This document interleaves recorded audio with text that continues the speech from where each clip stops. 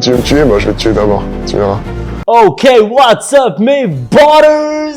J'espère que vous allez bien. Bienvenue sur ma chaîne Magic Mike Curry où ça parle actualité NBA. Alors les gars, vous l'avez vu sur le titre de la vidéo, ça va peut-être fâcher, mais je vais vous dire pourquoi Wemby, notre alien français, va devenir le meilleur joueur de la NBA et va surpasser Michael Jordan.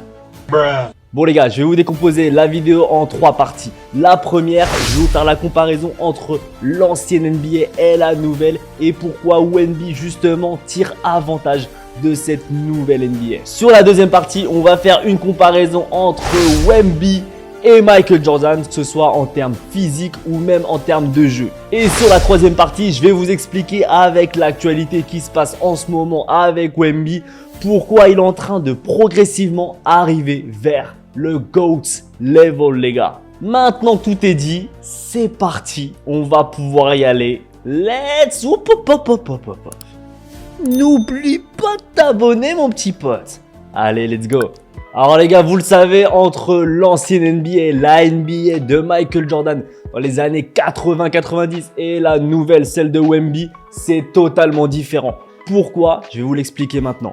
Alors dans les années 80-90, le jeu NBA reposait sur la domination intérieure et très peu sur le tir à 3 points. A l'inverse, la NBA actuelle privilégie le spacing et l'adresse extérieure. Les équipes bombardent à 3 points comme jamais auparavant. Les pivots d'aujourd'hui doivent être polyvalents, capables de s'écarter et de défendre sur tous les postes. Alors qu'autrefois, on attendait surtout d'eux de jouer près du cercle. On peut prendre comme exemple Shaquille O'Neal, un pivot de 2,20 m, il était cantonné au poste bas. Et un tel gabarit qui tirait de loin était rarissime. Alors qu'en 2025, c'est presque un prérequis. Et Victor Wembanyama a profité à fond de cette évolution. Il est arrivé au bon moment, au bon endroit pour exploiter son profil atypique. À 2,21 m, il tente plus de 10 tirs à 3 points pour 36 minutes. Une statistique inimaginable pour un joueur de sa taille il y a 20 ans. S'il avait joué dans les années 90, on l'aurait probablement forcé à rester près du panier au lieu de le laisser prendre des tirs extérieurs. Aujourd'hui, au contraire, son jeu intérieur-extérieur fait de lui une arme révolutionnaire parfaitement en phase avec la NBA moderne. Alors ce qu'il faut dire aussi, c'est que le jeu actuel est moins brutal physiquement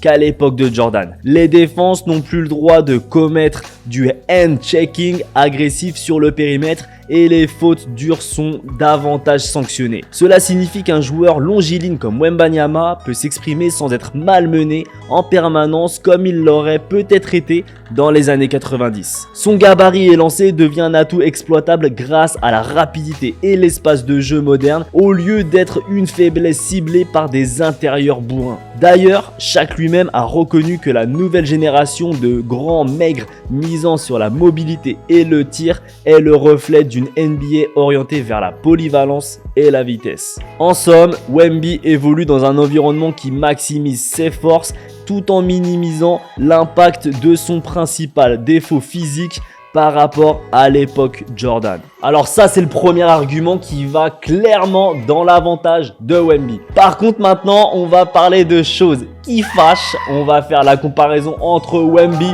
et Michael Jordan. Alors Michael Jordan mesurait 1,98 m pour une envergure d'environ 2,11 m. Wembanyama, lui, culmine à 2,22 m avec une envergure estimée à 2,40 m. Un écart vertigineux. Concrètement, cela veut dire que Wemby peut shooter au-dessus de n'importe quel défenseur et contester des tirs qu'aucun arrière, même Jordan, n'aurait pu atteindre. Son jump shot est pratiquement imbloquable du fait de sa longueur. Jordan était athlétiquement hors norme pour un arrière, mais face à un phénomène de taille géante comme Wembanyama, il serait littéralement dominé dans tout duel aérien ou de portée. La combinaison taille plus envergure plus mobilité de Wembanyama est inédite dans l'histoire. Il bouge comme un extérieur tout en ayant la portée d'un pivot de plus de 2,20 m. Cela lui permet d'être présent partout. En attaque, il peut attaquer le cercle, driver ou tirer de loin. En défense, couvrir énormément d'espace et contrer même des tirs lointains. Jordan, de son côté, dominait grâce à son explosivité et ses qualités athlétiques, dans un corps de 1,98 m, ce qui en faisait un unicorn pour un arrière. Mais Wemby est un unicorn d'une catégorie supérieure par son gabarit. Par exemple, Victor a terminé sa saison rookie avec 176 contres tout en tentant 403 tirs à 3 points. Du jamais vu en NBA. Aucun joueur n'avait combiné un volume de tir extérieur aussi élevé avec une protection de cercle aussi élite. Sur la saison 2024-2025, il a tourné à 24 points, 11 rebonds, près de 4 contres et 3 à 4 passes de moyenne. Ce que seul Karim Abdul-Jabbar avait réussi sur une saison dans l'histoire de la ligue. Ces chiffres illustrent combien Wembanyama peut impacter le jeu dans toutes les catégories grâce à ses qualités physiques, bien au-delà du profil d'un Jordan qui, malgré son excellence, restait limité à un rôle d'arrière. Wembanyama peut aspirer à dominer des deux côtés du terrain d'une façon que Jordan ne pouvait pas tout à fait. Jordan était un excellent défenseur pour un extérieur, il était deep boy en 1988, mais Wemby était déjà l'un des meilleurs protecteurs de cercle de la NBA. Il a mené la ligue au contre dès sa saison rookie avec 3,6 puis 3,8 contres par match sur ses 2 premières saisons. Son envergure lui permet de dissuader et contrer à la manière d'un Rudy Gobert tout en pouvant switcher sur les plus petits grâce à sa mobilité inhabituelle pour sa taille. Offensivement, il apporte une menace intérieure et extérieure,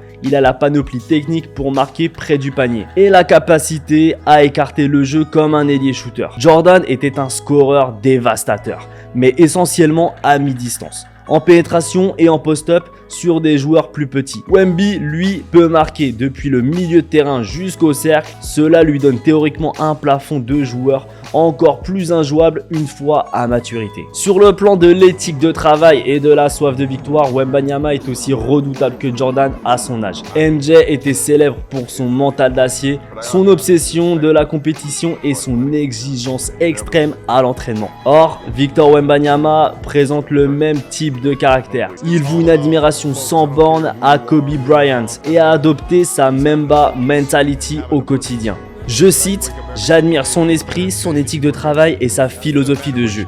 Chaque jour, j'essaie de suivre son exemple pour repousser mes limites. » Confiait Wemby qui pense à Kobe presque chaque jour depuis sa disparition. D'anciens Spurs comme Sean Elliott attestent que le jeune français a beaucoup de cette mentalité Kobe. Il faut parfois le chasser de la salle tant il s'entraîne, tant il veut être le meilleur et à la dalle. Autrement dit, sur le plan de la discipline, de la passion pour le jeu et du leadership par exemple, Wembanyama fait jeu égal avec les plus grands modèles que sont Jordan ou Kobe. C'est un compétiteur obsessionnel lui aussi, ce qui est de bon augure pour marquer l'histoire comme MJ a pu le faire. Donc là encore, Wemby a l'avantage sur MJ. Mais c'est pas tout, parce que vous allez me dire, je vous vois venir les gars là dans les commentaires, vous allez me dire mais Wemby, il vient de commencer, comment tu peux dire que MJ est le GOAT, qui a tout donné, il va avoir le même niveau, etc.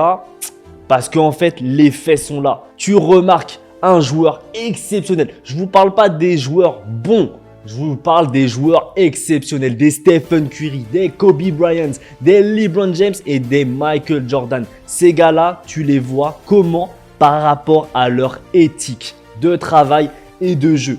Si les mecs, ils sont dédiés à 100% au jeu, c'est qu'ils vont faire quelque chose d'incroyable. Et vous allez voir là, par rapport à l'actualité de Wemby, qu'il est en train de se créer un GOAT level et qu'il est en train d'y arriver. Le gars, il n'y a personne qui peut le stopper. Il n'y a personne qui va le stopper pour être le meilleur joueur de la NBA très prochainement. Alors, je vous en avais parlé dans d'anciennes vidéos. Il est déjà parti en retraite Shaolin pour repousser ses limites. Cette démarche peu conventionnelle illustre sa volonté de sortir de sa zone de confort pour devenir un athlète plus complet mentalement et physiquement. Le Spurs staff a confirmé que ce séjour hors norme lui a fait du bien et satisfait sa soif de se dépasser. Peu de joueurs NBA iraient chercher un entraînement ancestral de ce type pendant l'intersaison. Wemby, lui, est prêt à tout pour être le meilleur joueur de la NBA. Mais ce n'est pas tout, car Victor Wembanyama est aussi un grand amateur d'échecs.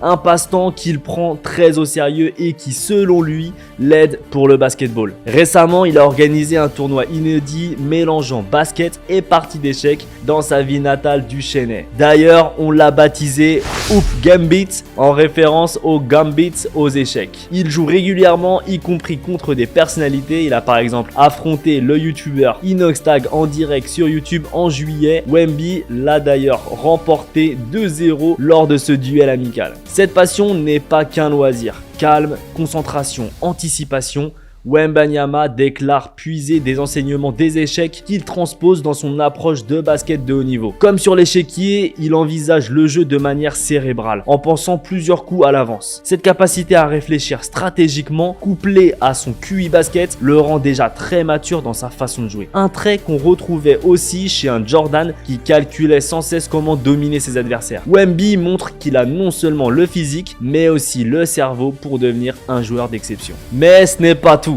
Il a décidé d'être mentoré par une légende vivante. Conscient qu'il a encore des axes de progression, Wembanyama profite aussi de l'intersaison pour travailler avec des légendes NBA. On l'a vu s'entraîner avec Kevin Garnett cet été, qui a brièvement été son mentor sur quelques séances. En plus de ses échanges réguliers avec Tim Duncan et David Robinson, deux Hall of Famers passés par San Antonio. S'inspirer des meilleurs intérieurs de l'histoire montre son humilité et sa volonté d'apprendre. Garnett, connu pour son agressivité au poste, l'a notamment conseillé sur le développement de son jeu intérieur. Wemby a tendance à préférer tirer de loin, il prenait presque autant de tirs à 3 points que de tirs à 2 points la saison dernière, et sur le gain de puissance physique. Plutôt que de se reposer sur ses acquis après son titre de Rookie of the Year, Victor cherche à combler ses faiblesses, par exemple en se renforçant pour mieux encaisser des duels dans la peinture, afin de devenir un joueur sans point faible. Cette démarche rappelle la quête perpétuelle d'excellence d'un Kobe ou d'un Jordan, toujours en train de bosser sur un détail de plus à chaque été. Enfin, ce qui transparaît de toutes ces initiatives, que ce soit la retraite spirituelle, l'entraînement avec des vétérans ou la préparation mentale par les échecs, c'est que Wembanyama place le basketball au centre de sa vie, au-dessus de tout le reste. À l'image d'un Kobe Bryant, il est prêt à sacrifier confort et distraction pour peaufiner son art. Son entourage souligne que son éthique de travail est exemplaire pour un joueur de 21 ans. Il n'hésite pas à multiplier les séances, soigner son corps et étudier le jeu. Sean Elliott a raconté que même pour un pivot, il est inhabituel de devoir dire à un jeune « c'est bon, arrête-toi là ». À l'entraînement, tant Wemby veut continuer encore et encore. Victor a assimilé la leçon des légendes. Il faut en faire plus que les autres pour dominer. Il le dit lui-même, lorsqu'il souffre ou doute, il se demande ce que Kobe ferait et sait qu'il doit en faire davantage. Cette mentalité extrême est rare, même en NBA, mais indispensable pour marquer l'histoire. En mettant dès maintenant tous les atouts de son côté, du travail acharné à une approche holistique de son entraînement, Wembanyama se donne la chance de devenir la meilleure version de lui-même. S'il continue sur cette voie, il a le potentiel pour non seulement dominer la ligue, mais aussi inscrire son nom tout en haut aux côtés d'un Jordan, voire au-dessus, comme le GOAT de demain. Moi, je vous le dis, d'année en année, déjà à sa rookie year, je vous le disais, Wembanyama va être quelqu'un de grand, va être un grand monsieur de la NBA. Et il l'a confirmé lors de sa première année, Rookie of the Year.